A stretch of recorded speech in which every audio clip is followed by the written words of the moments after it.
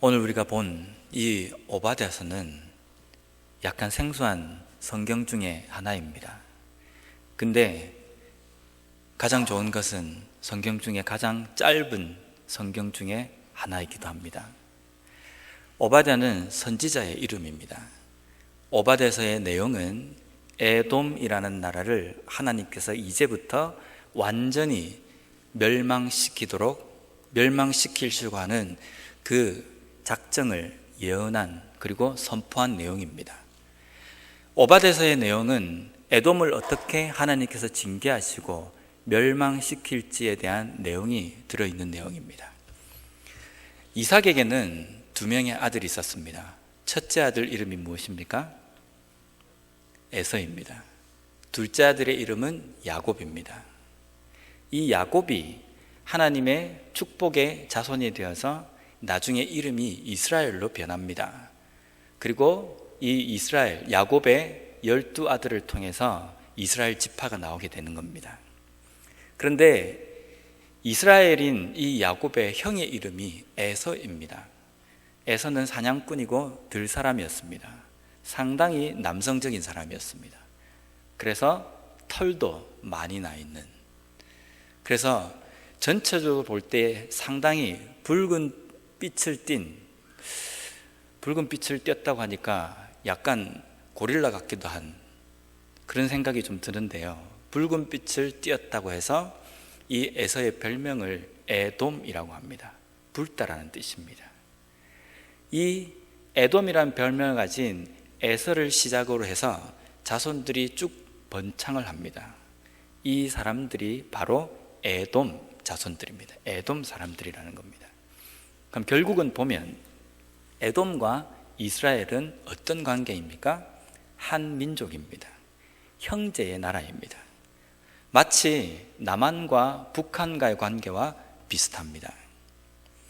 우리는 때로는 북한을 좀 이렇게 미워하기도 합니다.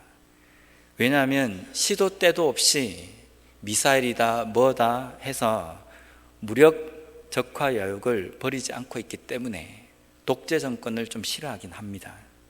근데 이 북한이 경기를 하거나 이럴 때에 다른 나라와 경기를 할 때 우리는 항상 대부분의 한국 사람이면 북한을 응원합니다. 북한과 일본이 경기를 하면 어느 나라를 응원하십니까? 만약 거기다가 대놓고 일본을 응원하면 돌에 맞을 수 있습니다. 모든 사람들이 다 북한을 응원합니다. 왜 그렇습니까?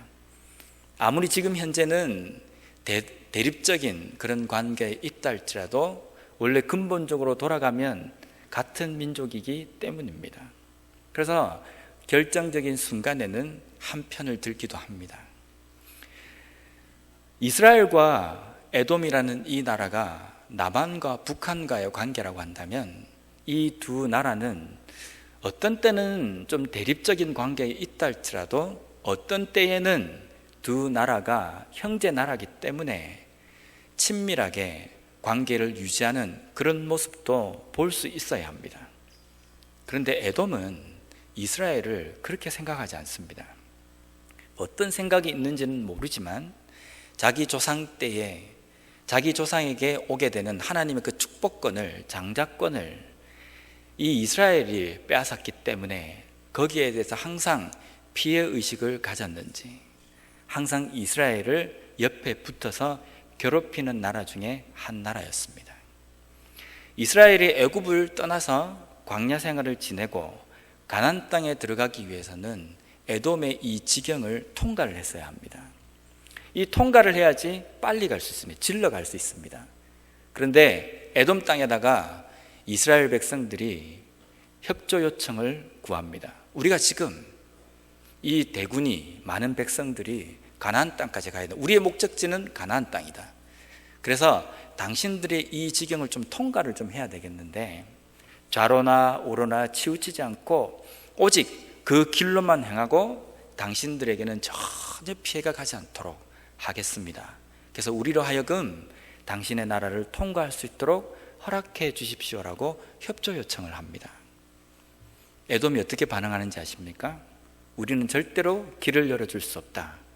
만약에 우리 땅에 한 발이라도 들어놓을 시에는 우리가 너희들을 다 상대를 해서 전쟁을 일으키겠다, 이렇게 선포를 합니다. 에돔은 항상 이스라엘을 향해서 발톱에 날을 세우고 지켜보고 있었던 나라 중에 하나입니다. 그런데 이스라엘 백성들은 이 에돔을 그렇게 생각하지 않습니다. 신명기 23장 7절 말씀에 보면 이렇게 기록하고 있습니다. 너는 에돔 사람을 미워하지 말라. 그는 내 형제임이니라.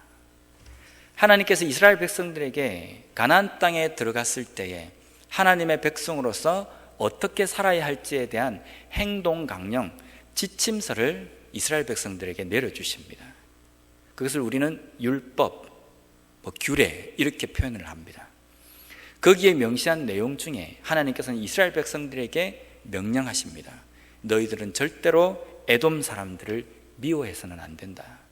왜냐하면 그들은 너희들의 형제의 나라이다 라는 겁니다. 이스라엘 백성들에게 에돔은 하나님의 명령이 있었기 때문이기도 하고 실제 형제의 나라로 여겨졌습니다. 그래서 가나안 땅을 정복하고 난 다음에 이 가나안 땅에 있었던 이스라엘의 접경 지역에 이 에돔이 붙어 있습니다. 근데 이스라엘 백성들은 이 에돔이라는 나라를 보이지 않게 보이게 항상 보호하는 입장에서 이 에돔을 생각했습니다.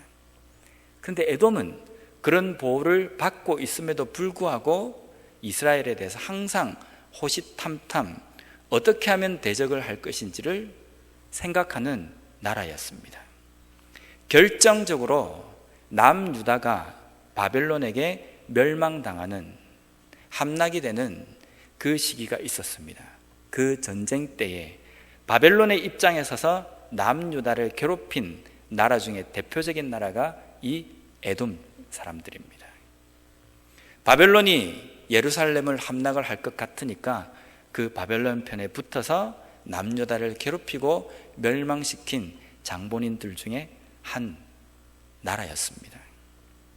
하나님께서는 이러한 에돔 지파 사람들, 에돔 족속 사람들을 멸망하시기로 작정하셨습니다. 근데 잘 보십시오. 이스라엘 백성들이 다른 외부의 나라에 의해서 함락을 당합니다. 함락을 당한 이유는 이스라엘 백성들의 죄 때문입니다.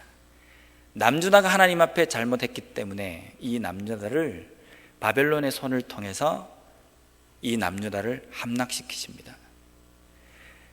이 바벨론을 하나님께서 하나님의 사람들, 남유다 사람을 교육시키기 위해 회초리로 삼으셨다는 겁니다. 에돔 사람을 회초리로 삼으셔서 하나님의 백성들의 종아리를 때리신 겁니다.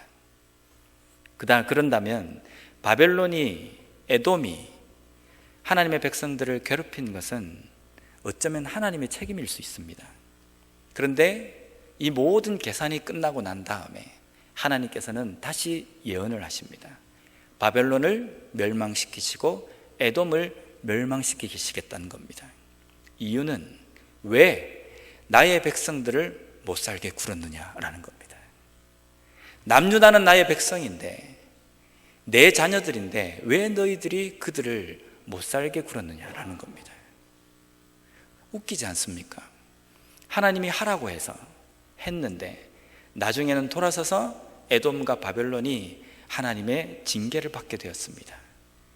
에돔이 하나님의 백성들을 괴롭힐 때에, 그들을 함락시킬 때에 잔인하게 했기 때문입니다. 몰인정하게 했기 때문에 그것이 하나님 앞에 죄가 되었다는 겁니다. 에돔은 자기 자신들이 가지고 있는 위치를 과시한 사람들입니다. 자기 자신들이 가지고 있는 그 조건들을 가지고 세상 무서운 줄 모르고 달려갔던 민족 중에 한 민족입니다. 그들의 교만은 나중에 그 교만들로 인하여서 자기 자신들의 멸망을 초래하는 원인이 되어버렸습니다. 그 내용을 하나님께서는 오바댜 선지자를 통해서 선포하도록 하십니다. 그 내용이 오늘 읽은 이 오바댜서입니다. 오늘 이 오바댜서를 통해서 에돔 족속 사람들의 그 잘못된 모습을 보면서 오늘날 이 말씀을 통해서 우리에게는 어떤 말씀을 하시기를 원하시는지 살펴보는 그런 시간이 되었으면 좋겠습니다. 에돔은 상당히 교만한 나라였는데요, 무엇이 그들로 하여금 교만하게 만들었는지 첫 번째는 그들이 가지고 있었던 물질적인 풍요였습니다. 에돔 족속 사람들은 호전적이고 용맹한 사람들이었습니다. 그 용맹함으로 인해서 전쟁을 할 때마다 항상 이기던 나라 중에 하나였습니다. 그래서 이웃의 조그만 나라들을 괴롭혀서 그 나라로 하여금 약탈한 물건들이 상당히 많이 있는 나라였습니다. 어느 정도 자신들이 가지고 있는 부와 물질이 있기 때문에 이 물질만 있으면 우리는 이 세상에서 끝까지 살아남을 수 있는 민족이 될 것이다 자부하면서 기세등등한 나라였습니다. 그것이 자신들의 교만한 요소가 되었습니다. 하나님께서는 그러한 것으로 인해서 교만해 있는 에돔에게 6절 말씀에 이렇게 선포하십니다. 에사가 어찌 그리 수탈되었으며 그 감춘 보물이 어찌 그리 빼앗겼는고. 너희들이 물질을 의지하느냐? 그것으로 인해서 너희들이 기세등등하였느냐? 너희들이 그것을 어디에 숨겼다 할지라도 그것이 약탈되고 수탈되도록 할 것이다 라는 겁니다. 아마 주변에 있는 모든 나라들이 이 에돔이 절대로 침략을 받지 않을 것이라고 생각했습니다. 호전적이고 위치상으로도 요새에 있는 족속이었기 때문에, 민족이었기 때문에 저 에돔은 함락시키기 어려울 것이다 라고 모든 나라들이 생각하고 있었습니다. 그래서 모든 사람들은 저 나라가 침공을 당해서 그 자신들이 가지고 있는 그 물질을 누군가에게 약탈을 당하거나 하나도 없어지는 것을 상상조차 할 수 없었습니다. 에돔 자신들도 그랬습니다. 어느 누군가가 나에게 와서 이것을 다 빼앗아 갈 수 있을 것인가, 그렇게 예상을 하지만 하나님께서는 그 물질을 믿고 교만한 에돔을 향해서 너희들이 가지고 있는 모든 것들이 쌀 한 톨도 남지 않고 다 빼앗기게 될 것이다. 어디에 숨겨놓아도 그것을 다 찾아서 다 잃어버리도록 만들 것이다 라고 하나님께서 선포하십니다. 이번에 브라질에서 올림픽이 있었습니다. 한국은 항상 올림픽을 할 때마다 어느 나라가 다 그렇지만요, 어느 종목에서 금을 딸 것이고 이 정도의 성적을 낼 것이라고 예상을 합니다. 한국 사람들이 유독 강한 그런 종목들이 좀 있습니다. 그래서 이 종목에서는 반드시 좋은 성적을 거둘 것이라고 예상을 합니다. 그런데 이번 브라질 올림픽이 끝나고 난 다음에 생각했던 그 종목에서 원하던 성적이 나오지 않았습니다. 그래서 기사에도 많이 떴습니다. 근데 그 기사에 분석하고 많은 사람들이 왜 우리가 강세를 보이는 이 종목에서 금메달을 따지 못했느냐, 그 원인에 대해서 많은 사람들이 이렇게 이야기를 했습니다. 헝그리 정신이 부족하기 때문이다. 배가 불러서다. 배고플 때는 어떻게 해서든지 이기려고는 그 근성이 나오는데 배가 부르니까 그 근성이 사라졌다는 겁니다. 열정이 사라졌다는 겁니다. 공감하십니까? 내가 좀 배가 부르면 간절함도 좀 사라지고 내가 어떻게 해서든지 이겨야 되겠다, 해봐야 되겠다는 그 열정이 좀 사라집니까? 스포츠에는, 세상적인 원리에는 그렇다 치더라도 우리의 믿음에도 이 원칙이 적용이 됩니까? 만약에 내가 좀 먹고 살만하면 간절함이 좀 사라지고 애탐이 좀 사라집니까?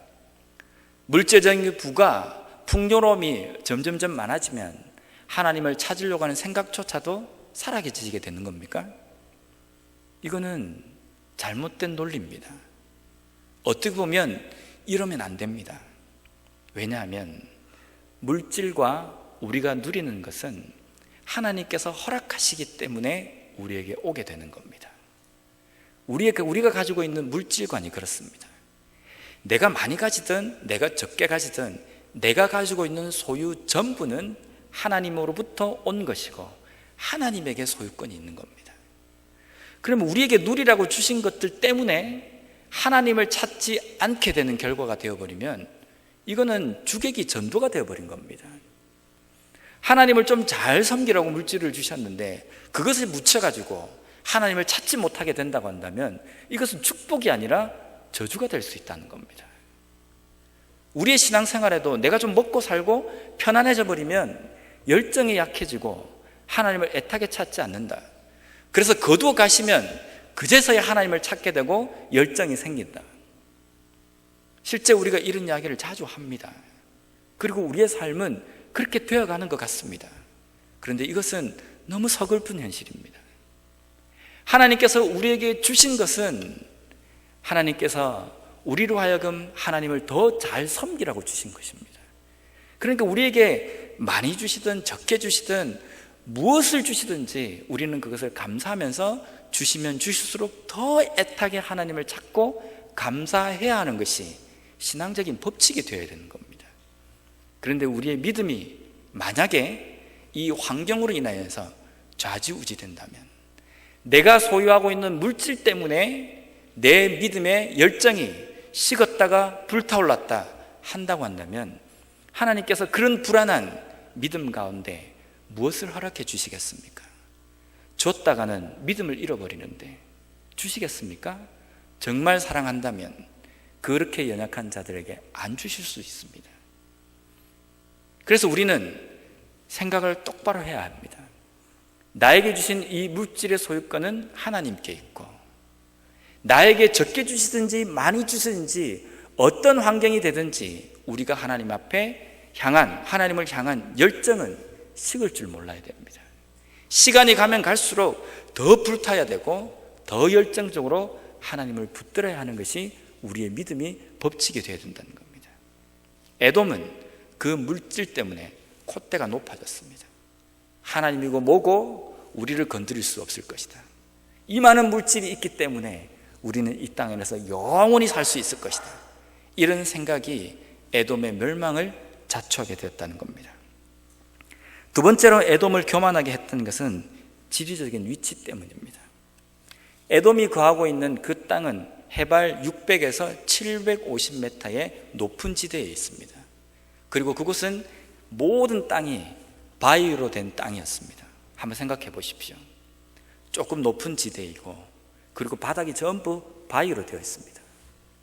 당시 성을 지을 때 기초공사를 하는데 지금처럼 시멘트가 있었겠습니까? 제일 좋은 것은 바위 위에다가 그 성을 쌓는 것이 제일 좋은 방법입니다. 어떠한 것에 흔들리지 않기 때문입니다. 이 에돔이 그런 지리적인 위치에 있었습니다. 바위가 기초이고 그리고 거기에 성을 쌓고 높이도 해발 600에서 750m의 위치에 있기 때문에 모든 나라들을 한눈에 다 내려다볼 수 있는 나라입니다. 그 위에 성 위에 자리 잡고 있는 에돔 사람들의 마음은 어떻겠습니까? 야, 우리의 이 요새는 난공불락의 요새이다. 어느 나라가 우리나라를 침공할 수 있으며 이 성벽을 무너뜨릴 수 있을 것이냐? 만약에 우리나라를 함락시키기 위해서는 이 바위산을 다 드러내야 될 것이다. 이런 교만함에 기세가 등등한 나라였습니다. 그러한 나라를 하나님께서는 함락시키실 것이라고 예언하십니다. 4절 말씀에 보면 내가 독수리처럼 높이 오르며 별 사이에 깃들일지라도 내가 거기에서 너를 끌어내리리라. 여호와의 말씀이니라. 어디에 있건 어디에 숨었건 내가 찾아서 너를 멸망시킬 것이다 라는 겁니다. 너가 바위산에 올라앉아 있어서 흔들림 없을 것이고 그 누구도 너를 손대지 못할 것이라고 생각하느냐? 너가 어디 숨어도 내가 너를 찾아낼 것이다. 너희 머리털이 보이지 않고 숨어 있어도 찾아낼 것이며 독수리가 높이 올라서 사람의 시야에 보이지 않는 그곳에 있다 할지라도 너를 끌어내릴 것이며 별 가운데 숨어 있다 할지라도 내가 너를 찾아서 멸망시킬 것이다 라는 겁니다. 우리가 잘 알고 있는 타이타닉호라는 배가 있습니다. 아주 큰 배였습니다. 이 배가 빙산 때문에 침몰하게 됩니다. 이 배가 만들어졌을 때 모든 사람들은 이 배의 별명을 불침선이라고 별명을 붙였습니다. 불침선이라는 뜻은 침몰하지 않는 배라는 뜻입니다. 그까진 좋았습니다. 근데 한간의 이야기로는 그 배를 향해서 많은 사람들이 이렇게 이야기했다고 합니다. 이 배는 불침선이고 너무나도 크고 위대하기 때문에 하나님도 침몰시킬 수 없을 것이다. 이렇게 이야기했답니다. 불침선이고 튼튼하게 건조가 되었고 아주 강한 배다. 여기까지만 하면 되는데 왜 거기서 더 나아가서 하나님을 들먹입니까? 하나님도 이것을 침몰시킬 수 없을 것이다. 그렇게 이야기했다는 겁니다. 그러한 교만이 침몰하게 되는 원인이 됐을지도 모릅니다. 에돔처럼 말입니다. 내가 이 든든한 요새 가운데 있기 때문에 나는 결코 흔들리지 않을 것이다. 세상에 어떠한 공격이 온다 할지라도 나는 요동하지 않고 안전할 것이다. 천만의 말씀입니다. 세상의 모든 것은 다 유한한 것이고 한계가 있고 끝이 있습니다. 세상 것을 의지하고 거기에 앉아 있는다고 해서 우리가 영원히 갈 것이라고 장담할 수 없습니다. 그런데 우리가 이 세상에 여러 가지 풍파와 환난과 시험 가운데서도 요동하지 않고 끝까지 안전하게 앉아 있을 수 있는 방법이 있습니다. 그것은 하나님의 말씀 가운데 있으면 됩니다. 하나님이 우리의 요새가 되시고 성벽이 되시기 때문에 그 안에만 거하면 우리는 결코 흔들림이 없다는 겁니다. 에돔은 자신들이 밟고 있는 그 바위산과 성벽을 의지했을지라도 우리 그리스도인은 우리의 든든한 기초가 되어주시고 요새가 되어주시는 예수 그리스도 하나님을 온전히 의지할 때에 우리는 안전하게 거할 수 있다는 겁니다. 지금 우리의 삶은 어디에 기초를 두고 계십니까? 내가 지금 어떤 성벽에 들어앉아 있다라고 생각하십니까? 외형적인 요건, 내가 가지고 있는 모든 요소, 나를 영원히 보호해 줄 것처럼 생각이 들지도 모릅니다. 내가 지금 누리고 있는 이것들이 끝까지 갈 것이라고 우리는 장담하고 있을지 모릅니다. 그런데 잘 아셔야 될 것은 그것을 의지하는 것이 문제라는 것이 아니라 그것이 하나님보다는 앞서서는 안 된다는 겁니다. 우리의 온전한 요새가 되시고 우리를 흔들리지 않도록 보호해 주시는 분은 오직 하나님이시라는 그 믿음의 고백을 놓치는 순간 우리의 성벽은 무너지게 되어버립니다. 에돔처럼 교만함으로 인하여서 그 성벽이 무너지는 것을 목격하는 삶이 아니라 하나님을 온전히 의지함으로 말미암아 나는 한 것이 없는데 나를 온전히 붙드시고 나를 인도하시는 하나님 때문에 이 땅의 어떠한 풍랑과 환경 속에서도 흔들리지 않는 그 은혜를 경험하는 우리가 되었으면 좋겠습니다. 세 번째로 에돔을 교만하게 만들었던 요소는 그들이 관계를 맺고 있는 동맹국의 백그라운드 때문입니다. 7절 말씀을 한번 보겠습니다. 너와 약조한 모든 자들이 다 너를 쫓아 변경에 이르게 하며 너와 화목하던 자들이 너를 속여 이기며 내 먹을 것을 먹는 자들이 내 아래에 함정을 파니 내 마음에 지각이 없음이로다. 한마디로 너가 좋은 관계를 맺고 있고 의지하고 우호 관계에 있다라고 하는 그 민족들이 너의 뒤통수를 치게 될 것이다. 너를 함락시키는 요소가 될 것이다 라는 예언의 말씀입니다. 요즘 한반도의 정세가 조금 걱정스러운 방향으로 흘러가고 있습니다. 잠잠하던 북한이 미사일이다 뭐다 조금 불안 요소를 좀 이렇게 조성하고 있습니다. 밖에서 볼 때에는 금방이라도 전쟁이 터질 것 같은 우려가 되고 생각이 듭니다. 그런데 한국에서 살고 있는 사람들을 물어보면요 10중 8구 괜찮다라고 이야기합니다. 그 괜찮다라고 이야기하는 데에는 워낙 북한이 그런 소리를 자주 했기 때문에 그런 행동을 자주 했기 때문에 만성이 되어서도 그렇게 반응할 수도 있습니다. 그런데 또 한편으로는요 무엇 때문에 남한 사람들이 대한민국 사람들이 그런 요소 가운데서도 불안해하지 않느냐면 미군이 있다고 생각하기 때문입니다. 우리 군사력은 조금 어려울지 모르지만 막강한 미군이 뒤에서 받치고 있기 때문에 전쟁이 일어나도 우리는 안전할 수 있다는 과신을 좀 하고 있습니다. 물론 그렇게 합쳐서 대등한 관계가 될 수 있다고 생각할지 모르지만 전쟁은 일어나서는 안 됩니다. 한국 사람은 미군을 백그라운드라고 생각하는 사람들이 많이 있습니다. 우리도 우리의 인생의 삶 가운데 백그라운드가 좀 있습니다.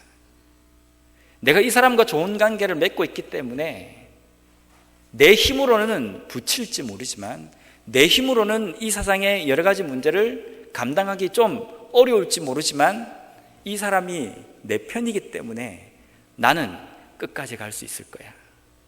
나는 잘 살 수 있을 거야. 우리는 그렇게 생각할 수 있습니다. 이 관계가 계속하겠습니까? 연약한 인간들의 관계가 끝까지 갈 수 있겠습니까? 제가 어릴 때 중고등학교 시절에 운동을 좀 했습니다. 근데 치명적인 결점이 키가 작은 겁니다. 아무리 날고 기어도 키 작은 거에서는 어떻게 해볼 수가 없습니다. 교회에 제 친구들이 좀 있는데요, 그 친구들의 키도 다 고만고만합니다.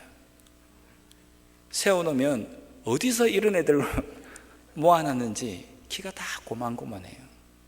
그런데 제 친구들 중에 저희들보다 키가 월등히 큰 친구 2명이 있습니다. 이 친구는요, 등치도 크고 운동도 했고 힘도 세고 그렇습니다. 근데 번화가에 가면 어깨가 이렇게 쫙 펴지는 겁니다. 고만고만한 친구들끼리 갈 때는 그냥 움츠러드는데 그 친구들하고 함께 가면 이게 어깨가 쫙 펴지는 겁니다. 왜 그렇습니까? 무슨 문제가 생겨도 얘가 있기 때문에 해볼 수 있을 거라는 생각이 들기 때문입니다. 이것이 백그라운드라고 이야기합니다. 줄여서는 백이라고 이야기합니다. 그 백을 의지하면 뭔가 잘 할 수 있을 것 같고 끝까지 갈 수 있을 것 같은 생각이 듭니다. 에돔이 그랬습니다.